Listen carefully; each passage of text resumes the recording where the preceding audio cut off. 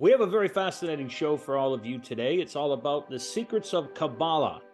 And this is a subject I'm very interested in because it is an ancient Jewish mystical system that some say came from Babylon or Egypt that taps into the powers of God and how the creation process took place.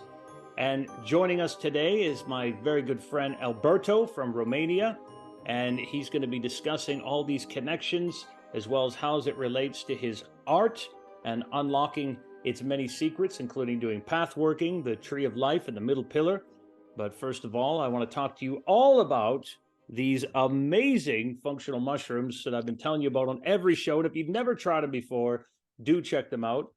I take cordyceps every day along with lion's mane, and I put them in my daily routine alongside my coffee. And they have many others that you can use as well, such as reishi and chaga. But I find that these give me a real boost of my energy as well as my memory and my focus. And we do want to give a shout out to our very good friend Michelle Hood over at Light the Light Pyramids. And she makes these incredible orgone pyramids as well as many other orgone designs. I highly recommend you do go check out her site. So Alberto, my friend, I want to tell people about how we met, which is very interesting. You were interested in the work of Jordan Maxwell, and I remember that you and I happened to connect up a few years ago. I was in Hungary, and I was driving over in Slovakia, Prague, Austria, and I was coming through Romania on my way to Serbia, and you and I hooked up, and we became very good friends. We were having some pints at the pub, and I just was amazed at how much you knew about all these incredible subjects.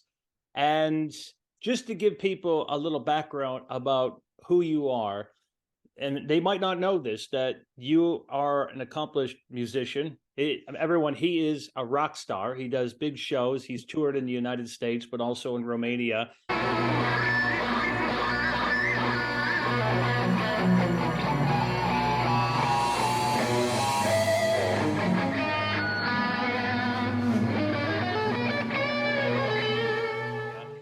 It's absolutely amazing what you've done music-wise, but also you spend a lot of time hiking around in the mountains, including a place that I went out there to check out. I went out there to not only check out Vlad the Impaler's castle in Transylvania, but one of the main reasons I was in Romania was because of the Transylvanian Sunrise books.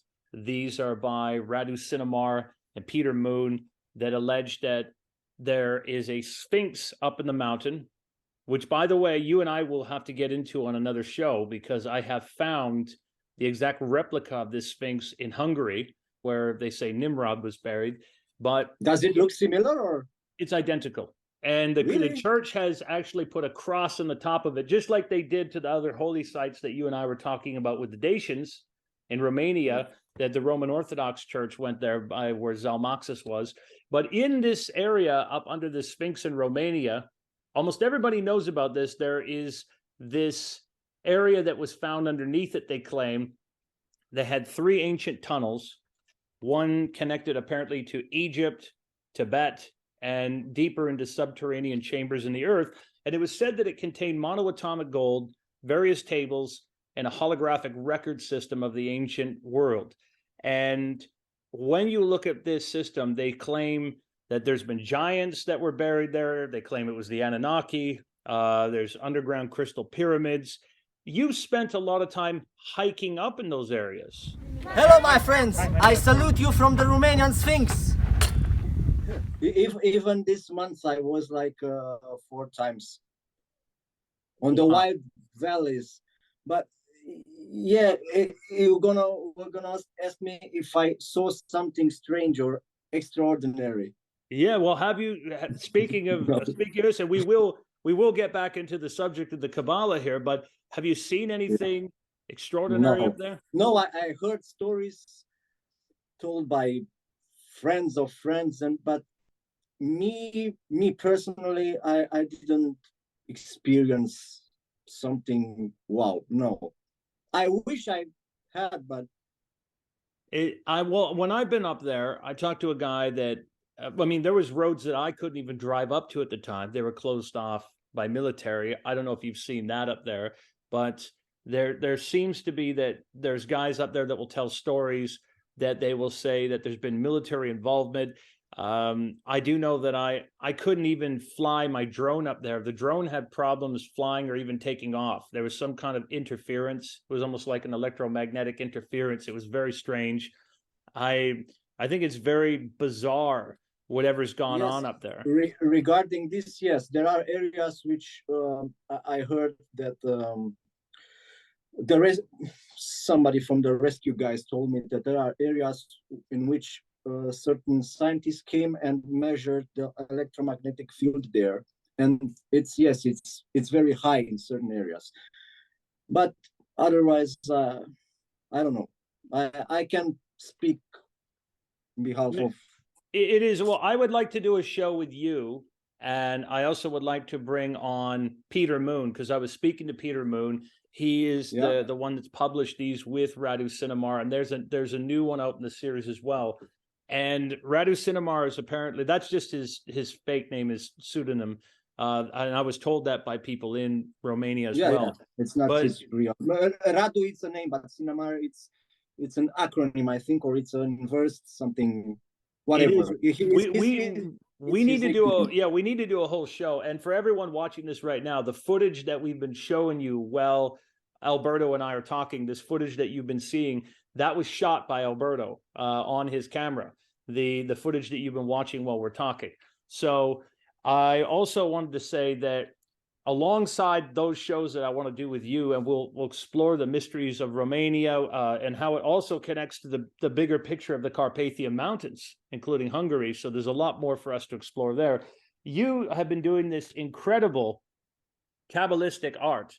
And do you want to explain to the folks what made you want to get into doing this art, and also what is the deeper hermetic and esoteric meaning of it? It's a system which was written by Abulafia, a great Kabbalist, I think from the Renaissance period. And it's a system that you get into an altered state of consciousness by reciting all this mix of the letters of the alphabet with the tetragrammaton.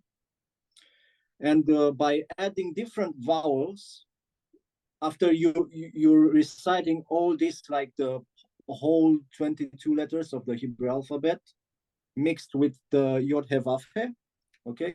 And it takes like 1 hour or 2 hours, and there are certain movements which you need to do, like and if you're doing this like 1 hour or something, you get in an altered state of consciousness.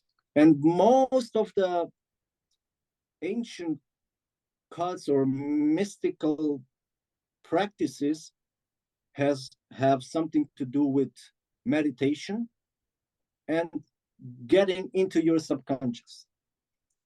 And how can you get into the subconscious? Through different state of consciousness, by using mushrooms or seeds or plants, ayahuasca, we're in the South America, and so on. So even I saw a podcast with you talking with P.D. Newman.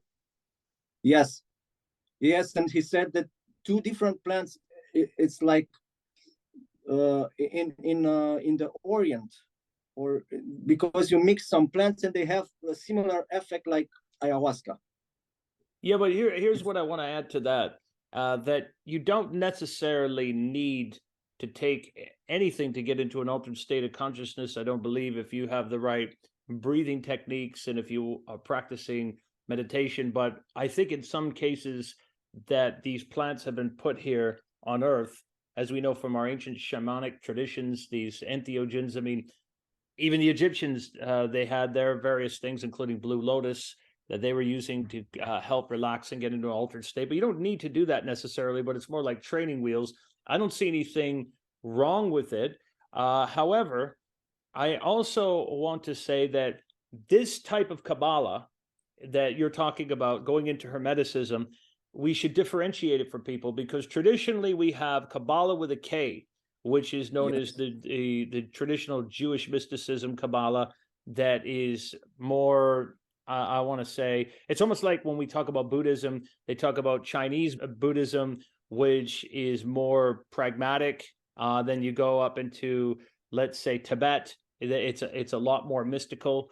But then we move into Christian Kabbalah with a C, and it's oriented almost like a Rosicrucian fashion, where you'd say not only Yod He Vav He, but it would also incorporate Yeshua, like the Rosy Cross, that you have that aspect that comes into it. Now, when we go into Kabbalah with a Q, that is the Hermetic Kabbalah, and most certainly we see all these origins coming out of the medieval period, which is very interesting, but also look at the influence it had on groups like the Golden Dawn.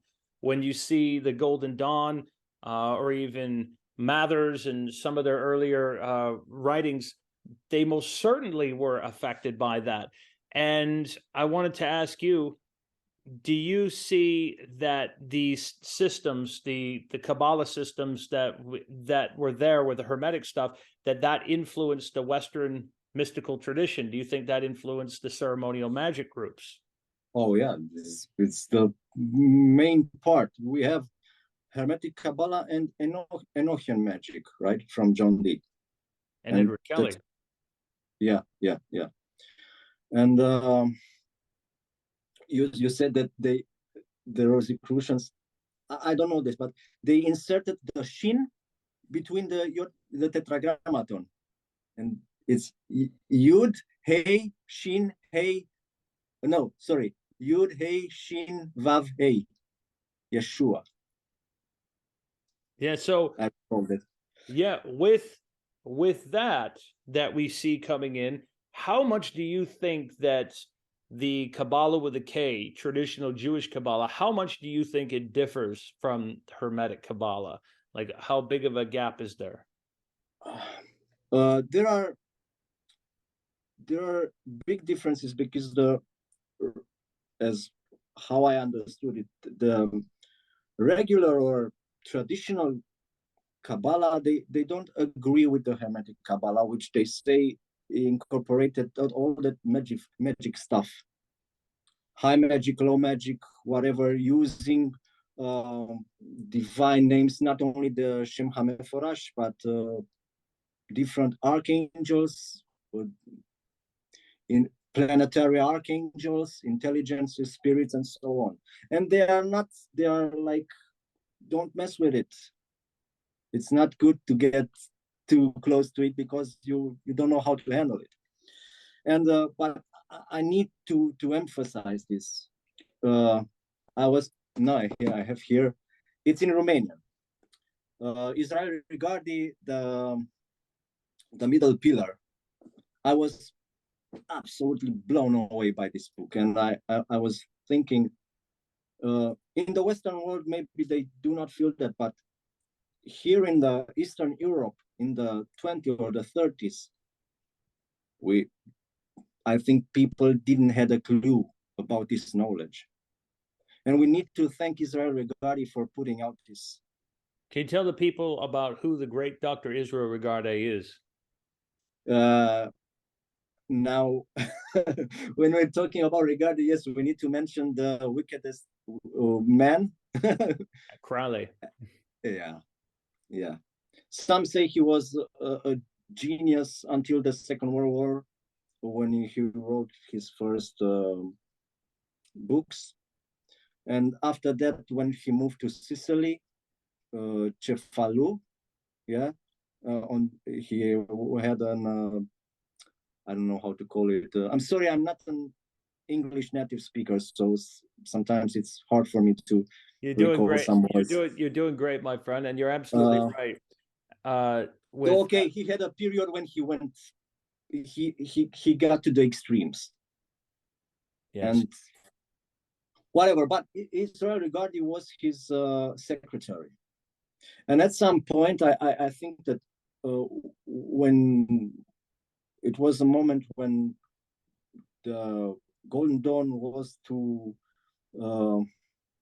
disintegrate as an order, Rigardi said, "Man, all this knowledge doesn't need to get lost."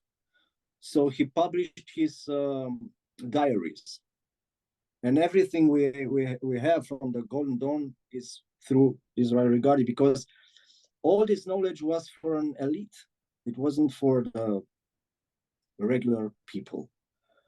So it got some time for regular people to understand what this knowledge was about. I have here Rigardi has a bestseller, so he has a few bestsellers. He has the Garden Pomegranates, Garden of Pomegranates, and the Golden Dawn. Middle Pillar, Yes. Pillar, which I like very much, because he makes a parallel with psychology. Yes, okay, and you understand much better what's about with all that sephiroths, with the LBRP ritual, with the middle pillar ritual. Just so people know, Dr. Israel Regardie, as who you rightfully said, was this secretary for Aleister Crowley, and many think that maybe Aleister Crowley put some moves on him and took advantage of him, because after all that, he fled to Dion Fortune's house. But Dr. Israel Regardie also, he later moved to California and also these other areas, and actually, I believe he's buried at the Forest Lawn Cemetery. If I remember right, it might even be in Burbank. But the interesting thing about that is that he did psychotherapy. And what I love that he did is he related this to the rituals that you did in ceremonial magic. He related them to psychotherapy, that you're living these things out. And that book you have over there, that's by Chick Cicero, isn't it? No, and he has the black brick, known as the black brick, right? The Golden Dawn book. And after that, Chic Cicero and Sandro Tabata Cicero made the green brick. Yes, and Chick Cicero, which has all the correspondences between. Yes, it's mixed stuff from Chick Egypt. Cicero was his patient. It was his Chick Cicero later was his psychology patient, wasn't he? And that's how they met. They got to know each other. Then Chick Cicero goes on to take the torch and start writing all about what he did. And I believe he said that Rigardi was no ordinary armchair occultist. He was a theurgist. He was that good at what he did. Yeah, he was really good. He had an alchemy lab in his garage. And they were very had a tight relationship, a friendship. Yeah. Okay, so I recommend this book only just reading, and when you want to see about alchemy, about basic astrology stuff, about deities, about whatever, you can go right into that. And I want to back it up something you said, Alberto, that people might not be aware of. So in these traditions, there's some very powerful psychic self-defense techniques, and one of them you mentioned was the LBRP, which is the lesser. We'll get into that later. Exactly, lesser banishing rituals of the pentagrams, where you draw these fiery pentagrams around you, and then you also say the god names, Yod He Vav He, Adonai, Echaye, Agalah, which is Ato Gabar Leolam Adonai. I have one here. Oh, there you go. So that's how it looks. This is based on the LBRP. So this is Ararita here. Okay, the Ararita is an acronym. When I studied, I was blown away, and it was like magical to me, the Hebrew alphabet, and to understand. I was baptized as a Christian. In this lifetime, I was baptized as a Christian and Orthodox. You're in a Christian, one of the most Christian countries on earth, Romania. It doesn't get any more Christian than that now. It's embedded in our culture. And some say that we are far back in time, like the Muslims and we are not open-minded, and so whatever. Let's get back to this. So here we have, when anyone can read this, and when I heard it's secret, it's not. Nothing is secret anymore. Now you can find PDFs all over the internet if you know what to search for. So it's not secret. So Ata means you. It's the Kabbalistic cross, and I will say from where it comes. So it's Ata. Malchut means a kingdom. Vegebura, Vegedula. So when you do the cross, it's like the Christians say, okay, they do the cross. The Catholics put the fingers first time on the left shoulder. The Orthodox, they do it on the right first time. I don't know what's the catch here because I didn't dive deep into it. But in the Kabbalistic cross is like Ata, Malkut, Vegebura, Vegedula. And this is the sword mudra. Yeah, it's very neat. So you're turning your body into a living, breathing cross of light. Yeah. Okay. So here we have Michael. Those are, and just to explain to Alberto, explain to people that those are the archangels you're calling on in all the directions. These are. I was going to say this. These are the 4 archangels of the 4 elements: water, fire, earth, and air. Okay, so it's Michael, Gabriel, Uriel, and Raphael. Okay, so the 4 elements. Let's let the people see the. I really like this one. It's beautiful. It's beautiful. Yeah, and you want to? Can I say something else? That's very interesting. You know that you know how we just had Timothy Hogan on, and I know you were checking it out, and Timothy Hogan. We were discussing the Lord's Prayer, where that piece that you were just talking about with the Ato Malkuth Vugabura Vogadula Leolam Amen. For thine is the kingdom, the power, and the glory forever and ever. Amen. Well, this actually comes back from ancient Egypt. And when we go into the Papyrus Annie and other places, this is for when you look at our Father Amun, who art in heaven, hallowed be thy name. The whole thing has keys that come from there, which is very interesting. But that right there is very interesting, because if we connect this to Egypt, this is how far Qabala goes back, because in some traditions we say Qabala came from Moses and it was passed down from him. Now, what's interesting with that, if Moses was an initiate of the Egyptian mysteries, we're basing him off of. I was just talking to Jason Quitt, and Jason Quitt was telling me in his explorations that just like the Merkaba, we know the names, in Egypt how we have a Ka and a Ba, and then the Mer, sometimes we connect over to a pyramid or another areas. It's almost like a soul vehicle, the Merkaba. He was making a connection to Ka, Ba, La. He found a connection to the La in the Hebrew. So Ka, Ba, La, having Egyptian keys in it. So these ancient Egyptian mysticism keys, in that there's no doubt a connection to there. But before you go further down that path, we discussed the LBRP, and I do want you to get into the middle pillar and the tree of life and what path working are. But there's another secret to this Hermetic Qabala that I think is important to bring up. You mentioned the Shem HaFarash. Now, a lot of people might not realize what the Shem HaFarash is and why that's important. If you look at the angels of the tarot, and we talk about, I believe it is Exodus 14, 19 through 21, isn't it?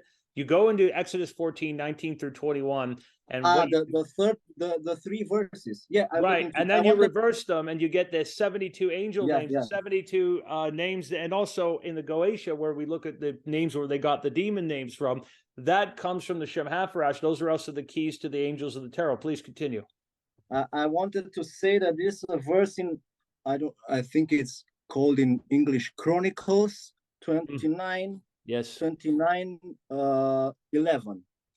So it's this is my notebook. This Amazing. is how my notebook looks. So it's but Baruch ata Yahweh Elohei Israel Avinu meolam ve'ad olam. Lecha Yahweh hagedula vehagebura vehatiferet vehanetzach vehaod kikol beshamayim uvaretz lecha Yahweh hamamlacha vahamitnase lakol lerosh. So, and translated is like, yours, Lord, is the greatness and the power and the glory and the majesty and the splendor, for everything in heaven and earth is yours. Yours, Lord, is the kingdom. You are exalted as head over all. But when you read it in English, it's okay. But when you read it in Hebrew, you realize that they mention here like 5 names of the five sephiroths which you see in the tree of life. Amazing. We have amazing. We have Gedula, which was it's connected to Hesed. We have Gebura. We have Tiferet, which is in the center, yeah, in the heart, the solar plexus. We have Netzach, and we have Hod. So, and they say that, and this is one of the, they say, some claim that this is the one, it's when David blesses Yahweh in front of the people. So Chronicles 29:11. Okay, and some say that this prayer influenced the prayer of the Lord, which we know in the New Testament. Well, that has always been the argument, that if we wanted to look at the story of Jesus, that there are keys that he was an initiate of the mystery schools, or that's how the story also was given to us, that if this is the prayer that we see after the Garden of Gethsemane, and we are showing that he had these Kabbalistic keys and that sort of training. But just to back it up again, would you be able to be honest, I don't know, but my intuition says yes, he was a learned man, he was a wise man, he was a teacher, that he was called a rabbi, right? Well, what about the tree of life? Can you tell people that when this is one? Because we're talking about the cross of Qabbalah, Kabbalistic cross. So we have here the tree of life with the names, okay, and here we have the Kabbalistic cross, which refers to Keter, to Malkut, yeah. Okay, so it's, you say Ata, Malkut, Vegebura, Vegedula, and after that you put your arms here and Leolam, Amen. Okay. It's very good. And I wanted to say, my friend, if anyone out there is looking to get started in Qabalah in this way, a great book is this Simplified Qabalah Magic by Ted Andrews, and he had some pathworking books out there about this as well. But going into this, if you could explain to the folks at home, because there's going to be people watching this that know what Hermetic Qabalah is and how it's done, but can you tell people why then it is important to do the path working, and what is the definition of the Sephiroth? Because you just showed us Malkuth in these areas, but when we look over, for example, at the tarot, the major arcana, there's 22 cards in the major arcana. There's 22 Hebrew letters. In Gematria, we have a lot of things broken up into 22, even in the Bible. This is after 20. I didn't draw for 20 years. So during the lockdown period, I said to myself, okay, what is important to you? What do you want to do? And I realized that I gave up drawing 20 years ago. And I said, okay, I need to do this again. It's like, and now it became for me like a form of active meditation. So when I'm drawing, I do it in total silence, or if maybe I put some podcast on.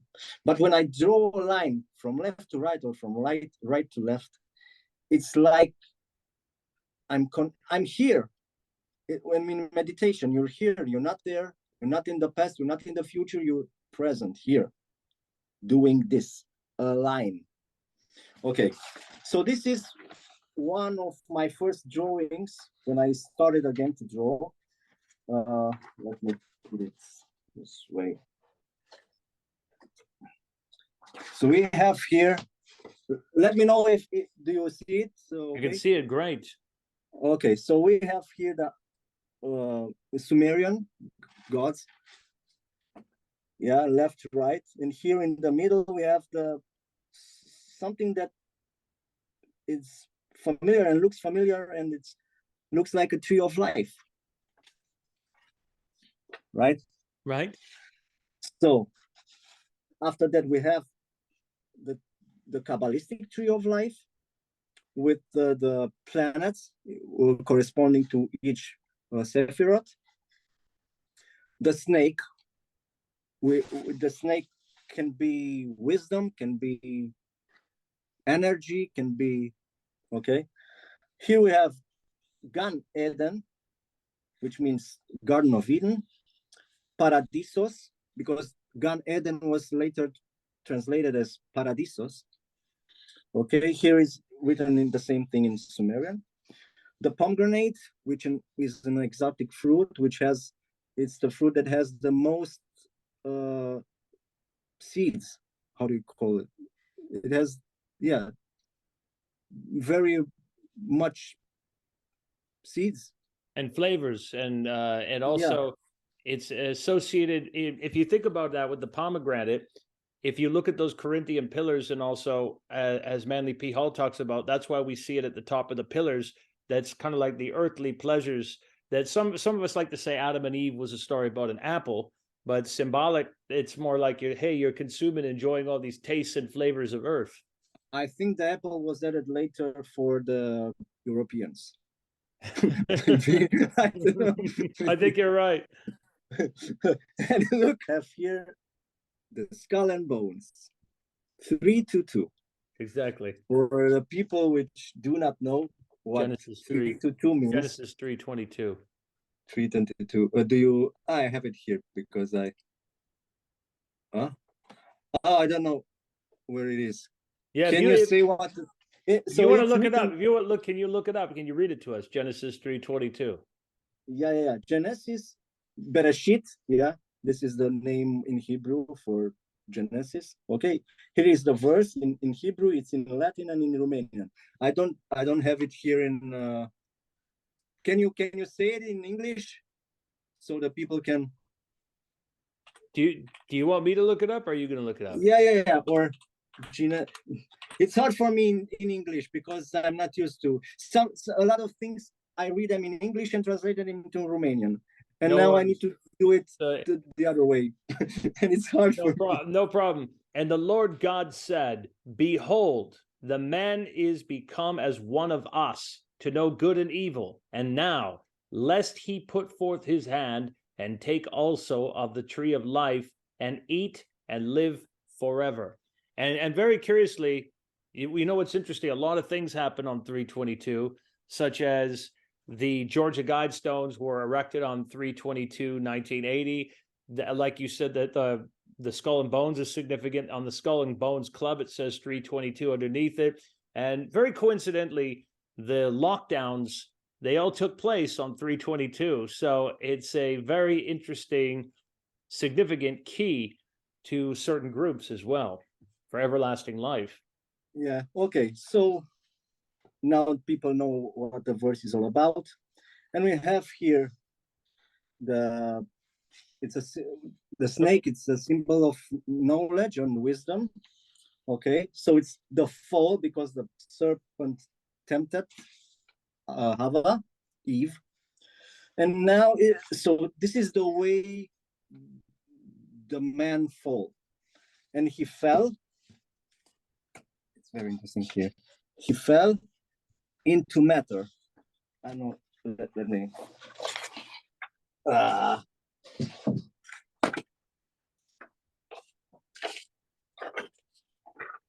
He fell into matter. Can you see it? Absolutely, we can. I like how you wrote amnesia there. So, and here time the hourglass. It's Saturn, which rules the matter world, the material world. The Chronos. Okay, this is the tree of life, the placenta, the placenta. Okay, so we're coming in amnesia here. It's beautiful. The cube, which represents matter, right? So the soul entered into this material world. Okay. Let's see. Should I continue with the drawings? Yes, please continue showing us your drawings. Here we have, it's a verse from Sefer Yetzirah 4:7. Beautiful. We have the planetary symbols in the middle, and all the letters of the Hebrew alphabet connected with each other. Okay. I love how the Let's Hebrew see. alphabet, the letters look like flames. They just look so mystical. This is a drawing inspired by Jay Weidner's book. Wow, the Cross of Hende. Cross of Hende. Does Yeah. Jay know? Have you shown him the picture? No. No. Well, hold it up. because We'll send it to Jay Widener and show him what this looks like when he sees the video. I read there about something that I didn't know. The black stone that fell in near Ankara, and in the ancient times was brought to Rome with a boat from Pessinus. So and it was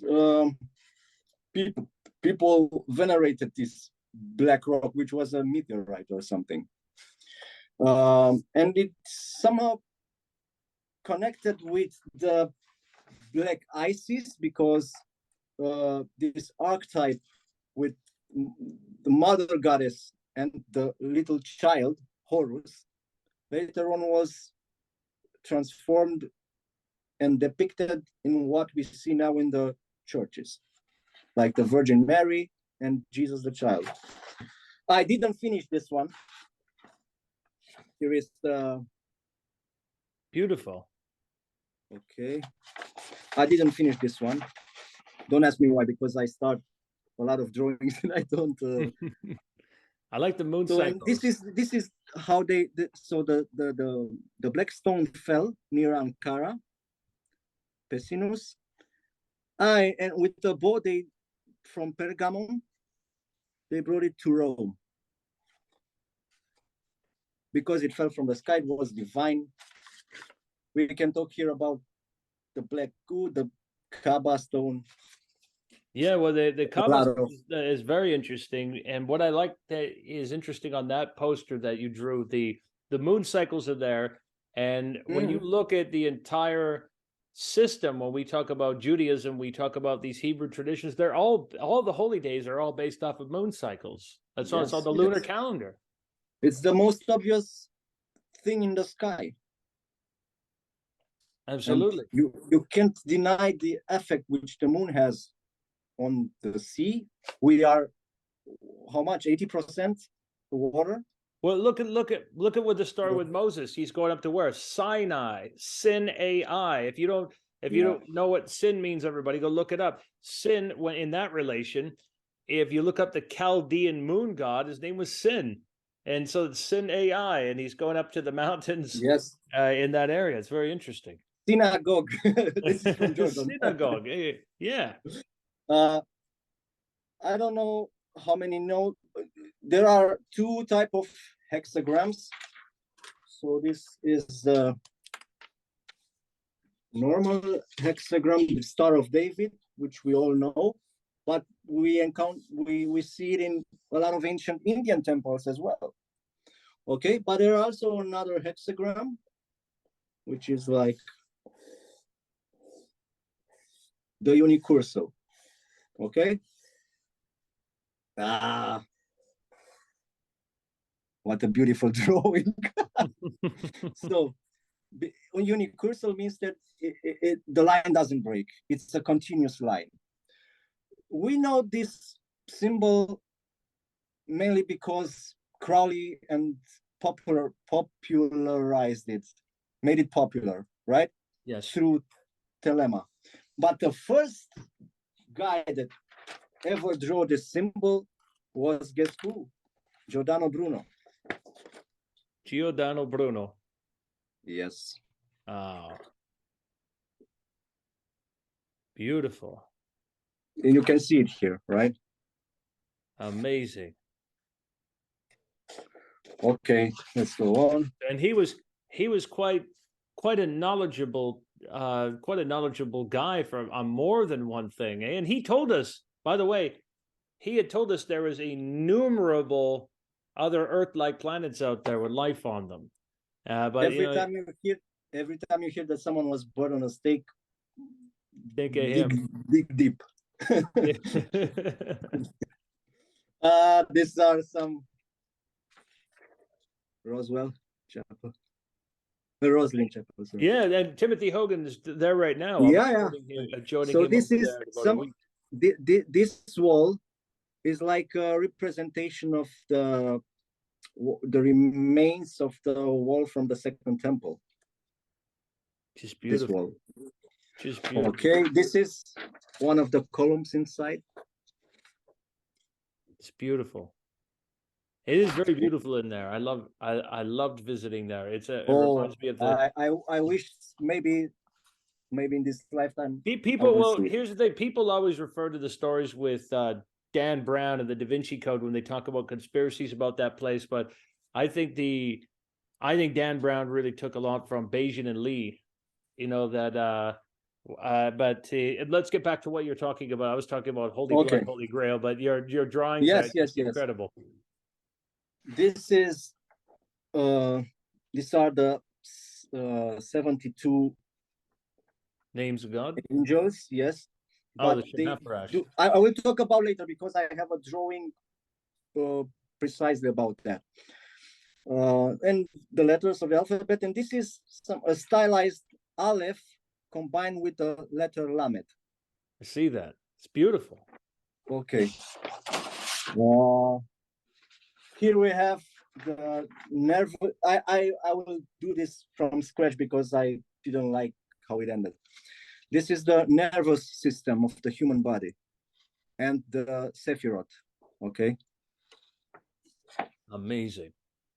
Because the nervous, that's what I figure out, that the nervous system is like our antenna building us.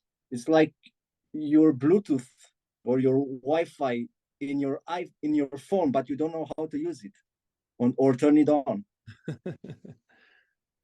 And through different techniques, you turn on this antenna. Oh, I don't know if this is appropriate, but hold it up. It's always appropriate. It's beautiful. What an incredible piece of art. It's the sun and the moon and the Venus energy, the feminine energy. It's beautiful. Okay. What an incredible piece of art. This is a drawing which somebody told me that it looks like a tarot card or something, but here I used more ancient Romanian elements. And just so people can know, before you go into that, right below that is what we were talking about with the Sphinx head. On the left, Romanian though, Sphinx. Yeah, on the left, though, what is the name of that? I have a sculpture of that when I was over there. What is those mushroom sculptures called again? This in Romanian it's called Babele. So it's a rock formation on the Buceci Plateau. Some say there are folktales that say that there were like a ritual place for the Dacians, but I don't know. I've seen that. But they are a symbol for the Romanians. Yeah, no, I've seen that. What's funny about that is why I think there is a very good reason to believe there's a connection to that place in Egypt is because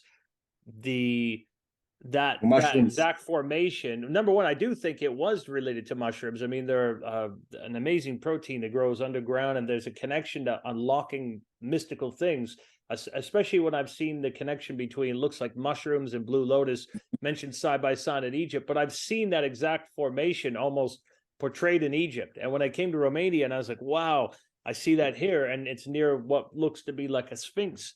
It's very interesting. That's a beautiful illustration you made there. It's a stylized font, it's written Dacia. I see that. And what are those constellations around the head? Yeah. Stars, constellations, but stylized, And these are Romanian graphic motifs. I see that. Okay, so they look alike with Nordic runes.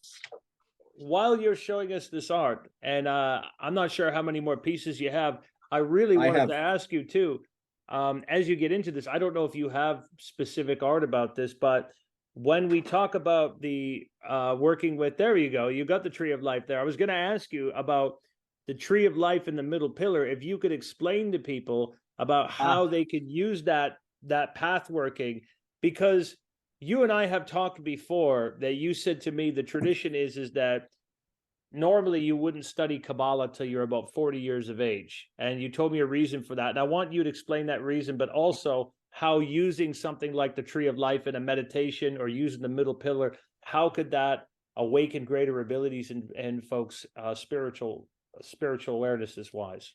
From a theoretical point of view, Kabbalah was not allowed for ordinary people to study it until they reached 40. Why? Maybe it's not available today, but I think it still is.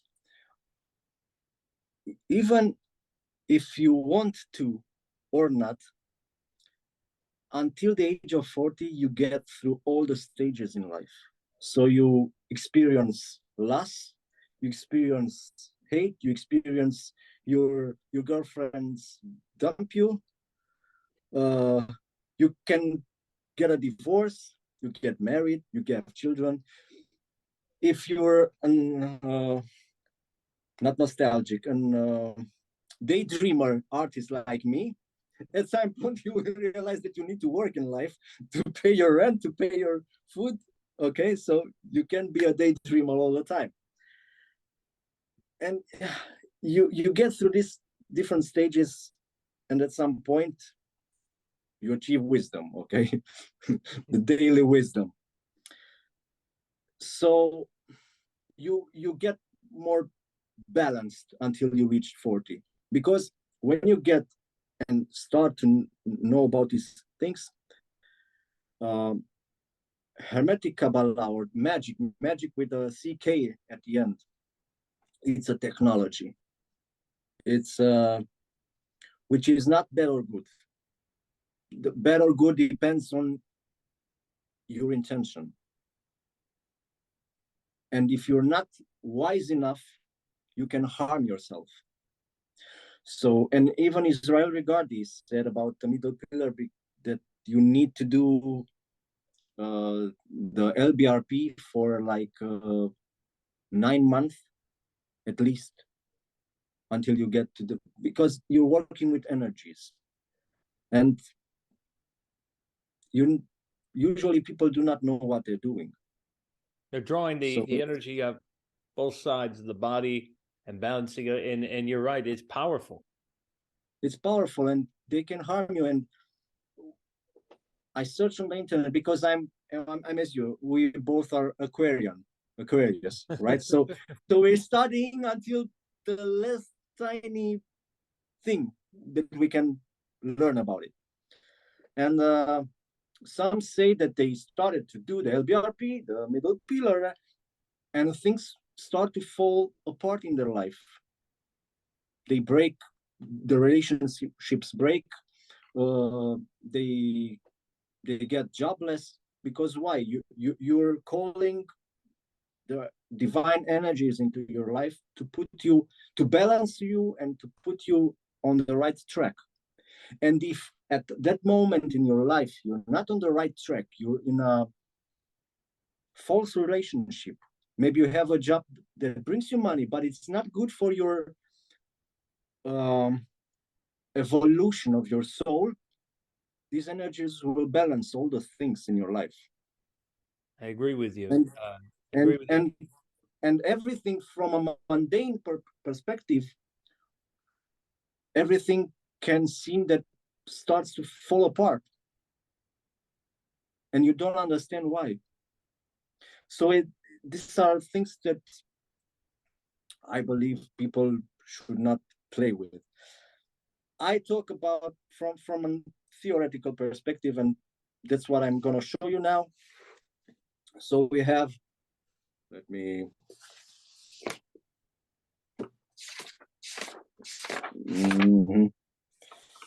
so this is the tree of life. Here we have the right pillar and the left pillar, right? And this is called the middle pillar. So it's referring to the Sephiroths in the middle. So it's Keter, Tiferet, Yesod, and Malkut. It's the crown, the beauty, which is in the solar plexus. That's why the sun as a symbol is connected to Tiferet. Yesod, which is the moon, emotions, the foundation, yeah, and Malkut is the kingdom, the material world. Okay, so you were invoking, each Sephiroth has a divine name to it, which is not written here. So let me show you. Here are the planets. Okay, so we have Earth, Moon, Venus, Mercury, the Sun, yeah, the Tiferet in the center, in the solar plexus here. We have Jupiter, Mars, Saturn, and the other two, we don't know for sure. There are attributed Pluto and Uranus, but because Uranus means the heavens, the fixed stars. Okay. This is the, let's go on, because the middle pillar, back to the middle pillar. So we have here the middle pillar, and they tell you, I found this in Regard this book, right? And they tell you how to imagine the color for each. It's like you can make a parallel with chakras, right? These are two different systems. They have nothing in common, but from a abstract point, you can make a parallel. Okay, so you have the Keter above the head, above your head.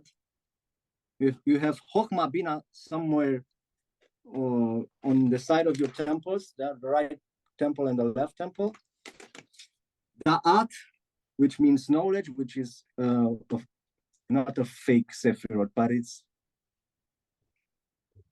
it's a hidden Sephiroth. Tiferet, because yellow is the color of the sun.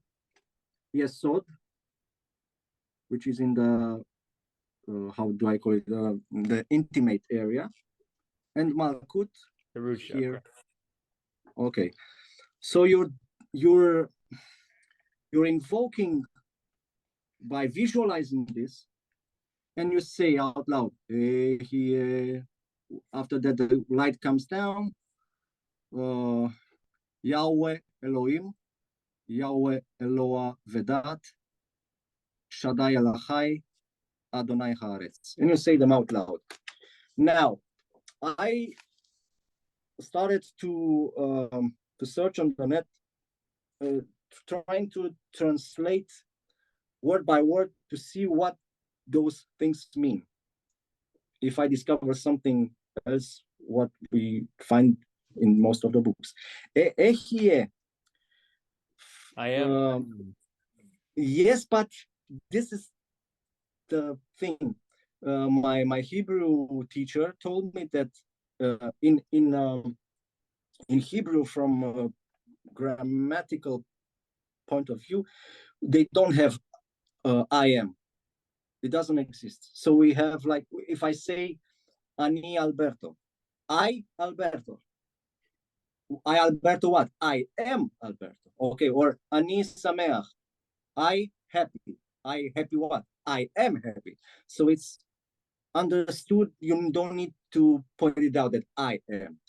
So, but they have for in the past is Haiti, Ani Haiti, I was, Ani Ehie, I will be.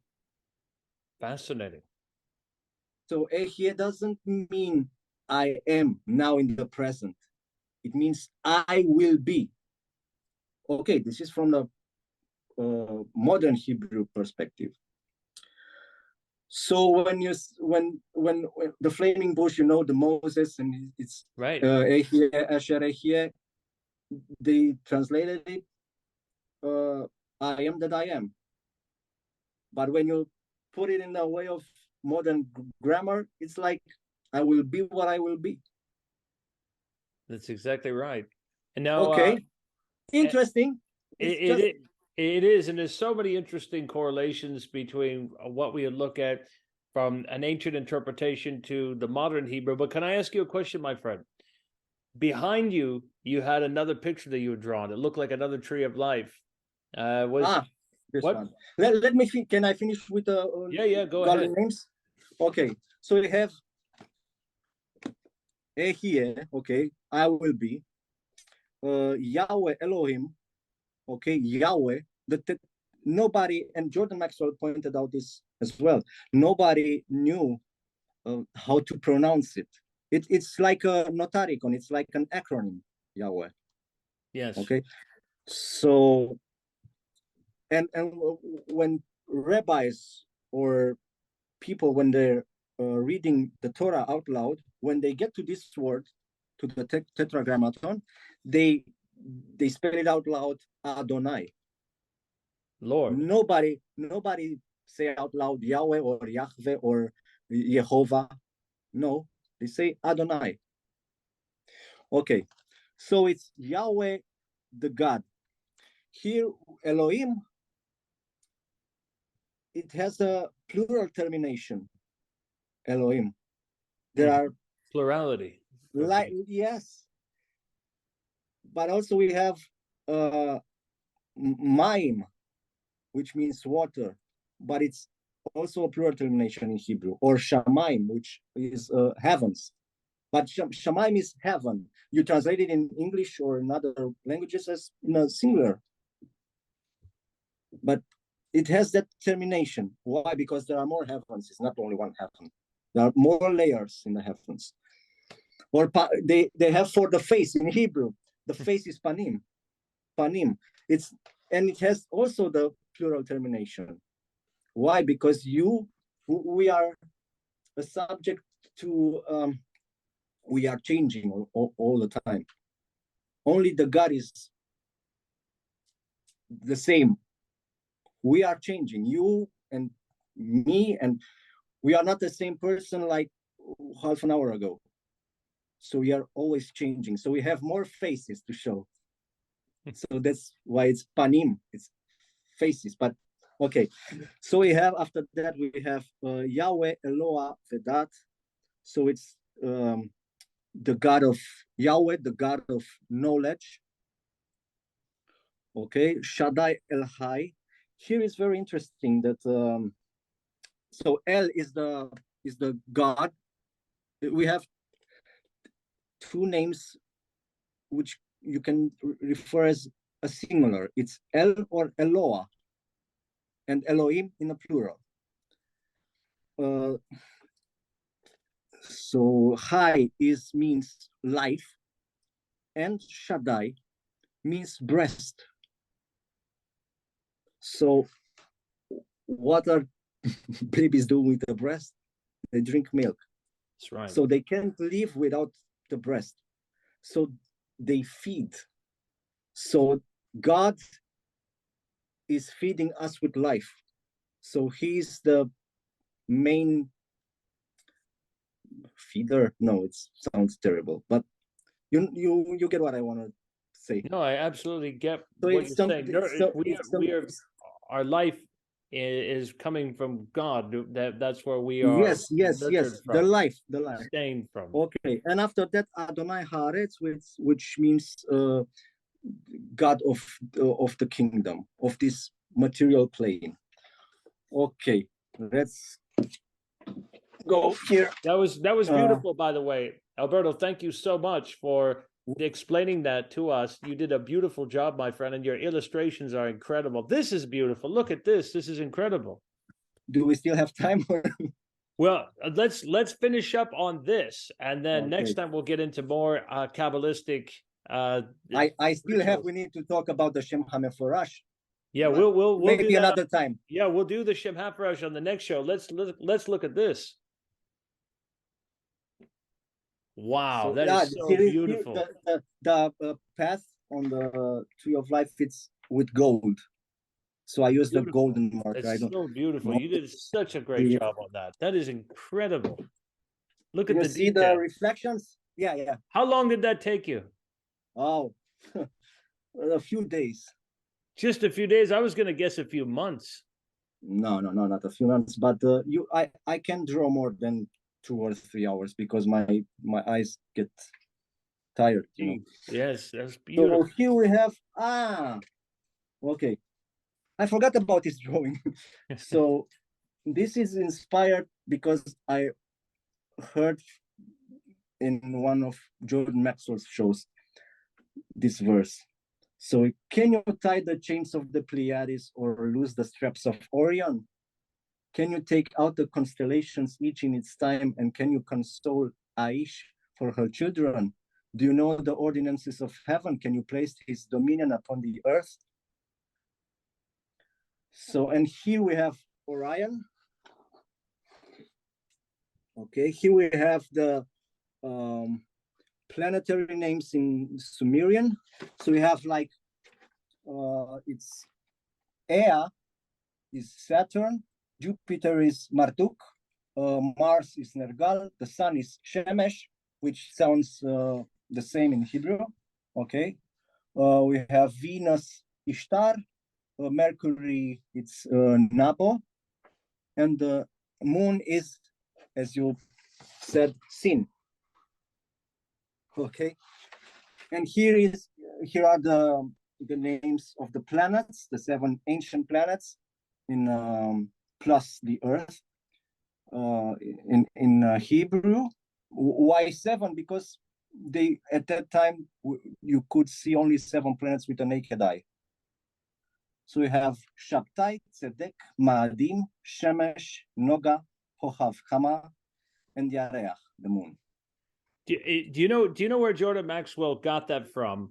That is from there's 2 books when Jordan Maxwell was at the head of the Truth Seeker Company. There was Stellar Theology and Masonic Astronomy by Robert Hewitt Brown, which I have up there. Jordan, I might even have in my office back in Canada. I might even have some extra copies that he gave me that he signed. I might be able to give you one of the signed ones from him. And the other one that he signed this one for me too that he put in there. This one was another one he always recommended was Symbols, Sex, and the Stars. But I believe I recognize the cover. Yeah, that came out of Robert Hewitt Brown's Masonic astrology book. That Jewish Candelabran knowledge, and that I love how you put that into the drawing. That's beautiful. Yeah, some claim that the menorah, this is the main symbol for the Hebrew culture. Star of David is much younger or used.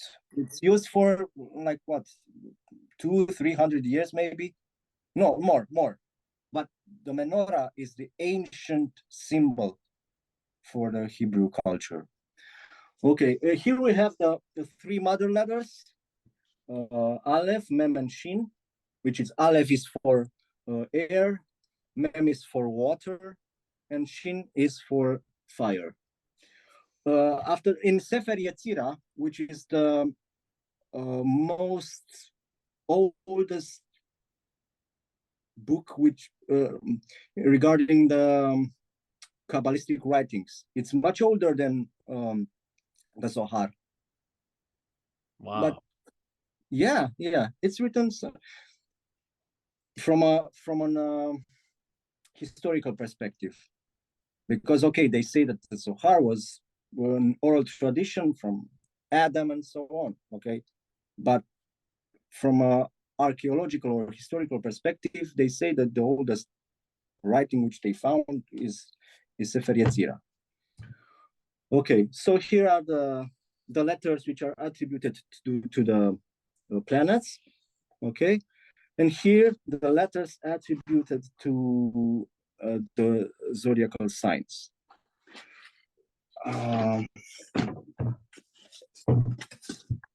This is the map.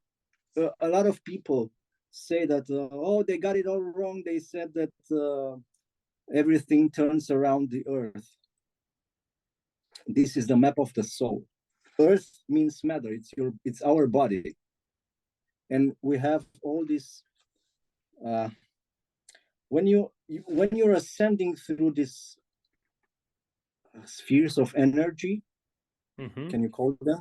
Okay, it's like ascending through the tree of life. That's very, very beautiful. That's okay, very beautiful.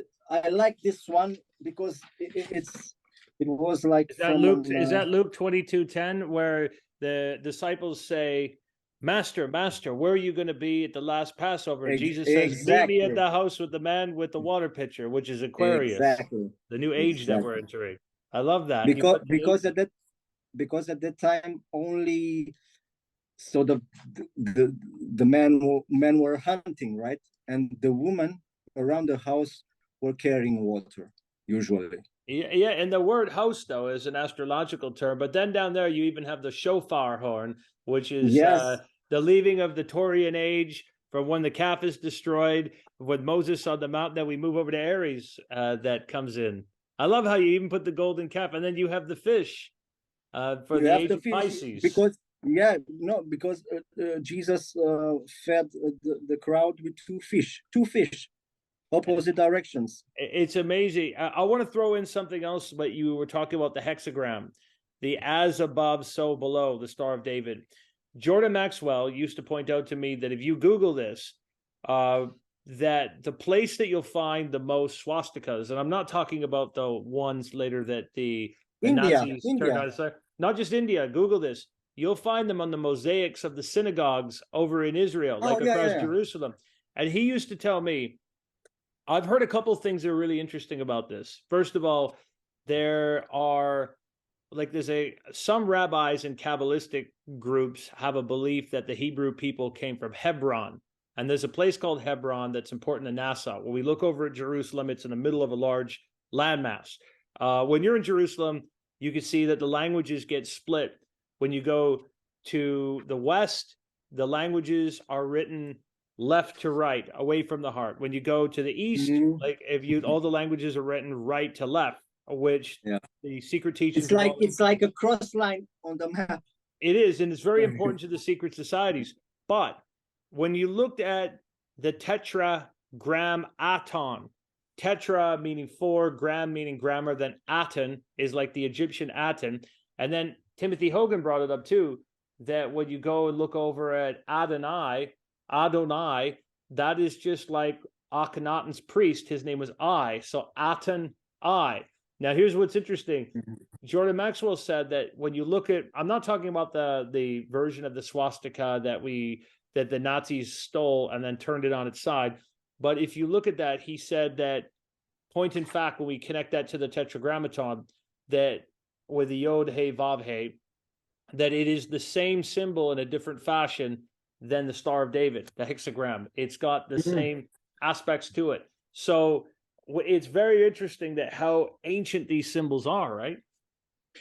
Regarding ancient symbols, I want to, and maybe how much do we have? We are actually out of time, but if you have one more to show us, go ahead. 5 minutes more. Give me 5 minutes. Okay, 5 minutes, everyone. You're getting five more minutes with the great next Alberto. Time, this is an original artwork. The concept is mine. My God, that's beautiful. It's about Hameforash, the archangels, and all the 72 angels. The angels of the tarot. Yeah. It's the 72 angels which you said about the 3 verses. In Exodus, and how you yes. Next time I will We could do a whole show. We could do a whole show on this, and you could break it down for us. Okay. Now I want to say, in ancient Egypt, there was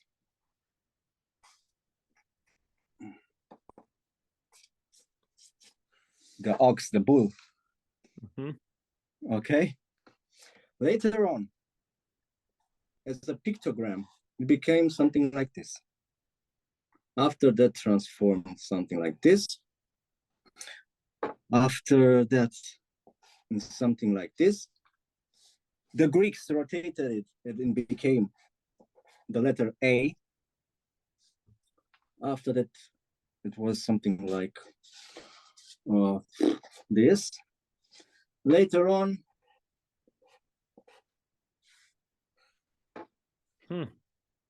and after that was it was like, okay, the letter Aleph. In the letter of the Hebrew alphabet. The Hebrew alphabet. In the Renaissance, they made it more like stylized, like this. Okay, and today we know it as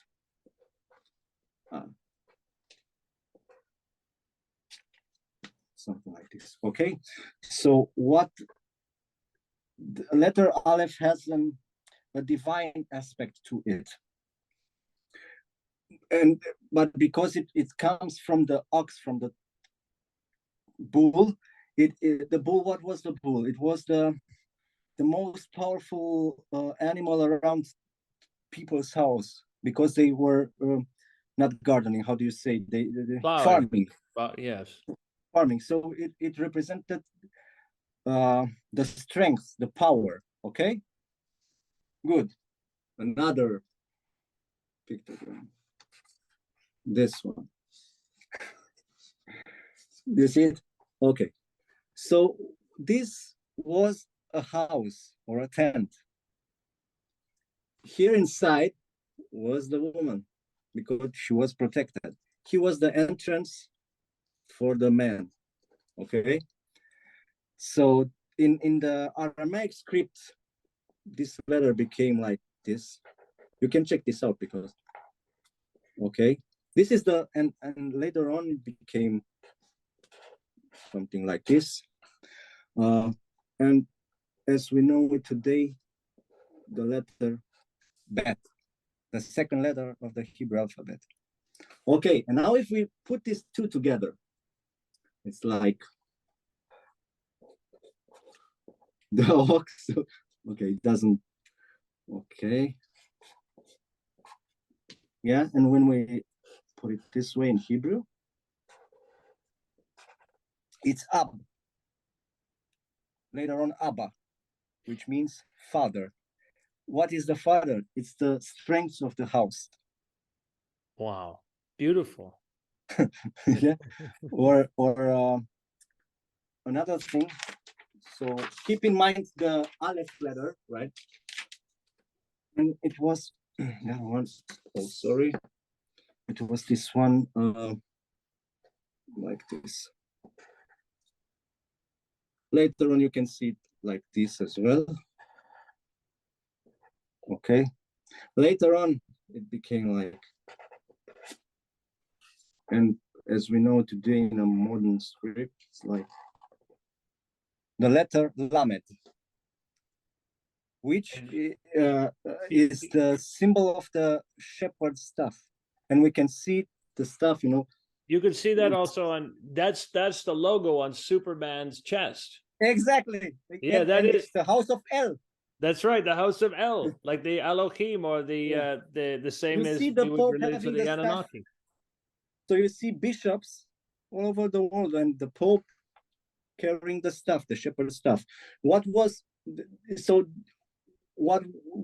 you do with the staff? You take the sheep by its neck and show it the right way.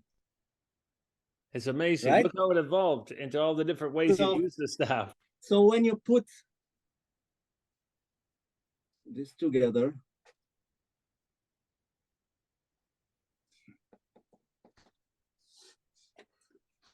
The strong authority puts you on the right way. El, Incredible. the God. Yes. And that's that. Jordan Maxwell used to say that root word of El is why we have elder, elevator, or why we would connect it into these various words that we even use today in our etymology. But my friend, this has been truly beautiful. Truly. And one more incredible. and we're finished. Okay. For today. So okay, one last one, and we're gonna see the most powerful so we one have yet. we have this one. Okay, and something like okay. So we have the letter bet, right? And this became the letter sorry. It's too long, but the letter Nun. So Nun was the fish, is the fish. Yes. Each letter of the Hebrew alphabet has a correspondence. So bet is bite, the house. Nun is the fish, but it's also represented the seed. So what we have to do here is the house and the seed of the house. Right? So what's the seed of the house? A son. And Ben in Hebrew means son. Alberto, that was truly incredible. Thank you so much for sharing all your beautiful drawings with us, all your illustrations, and explaining this to us. We're going to have you back to talk all about the Shem HaFarash and more Kabbalistic secrets. And everyone out there, check out Alberto's work. I'm going to have links down below to his Instagram, to his Facebook, his social media, where you can check out his videos. He's also a full-time musician. He's a rock star, in fact, as you guys saw. And I want you to like, subscribe, comment down below. Tell us what you think. Share this video with your friends, and we will talk to you all soon.